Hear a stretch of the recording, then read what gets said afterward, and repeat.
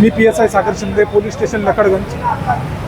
काल रात्री 10:30 वाजताच्या सुमारास पोलीस स्टेशनला माहिती मिळाली की एक इसम महेंद्र संतकुमार फटिंग वय 24 वर्ष, राहणार बाजार चौक, deputy signal, police station Kalamna, हा स्मॉल फॅक्टरी एरियामध्ये BD आयर्न अँड स्टील कंपनीमध्ये काम करत होता।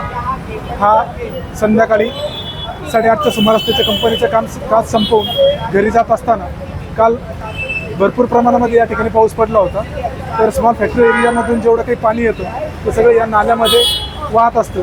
तर इथून पाण्याचा प्रवाह जास्त होता, तर त्याला गाडीचा अंदाज आला नाही। या खड्ड्यामध्ये त्याची गाडी स्लिप झाली आणि तो पडल्यावरती त्याच्या डोक्याला मार लागला व तो जागेवर बेशुद्ध झाला।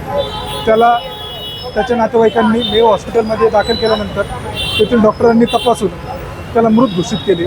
त्यानंतर आपण संबंधित कॉन्ट्रॅक्टर जे आहेत, सुपरवायझर जे आहेत, रोडचे असो या निर्माणाधीन पुलाचे असो, यांच्यावरती BNS 105 नुसार गुन्हा दाखल केलेला आहे आणि नागरिकांच्या सुरक्षेसाठी बॅरिकेटिंग वगैरे व्यवस्था केली आहे।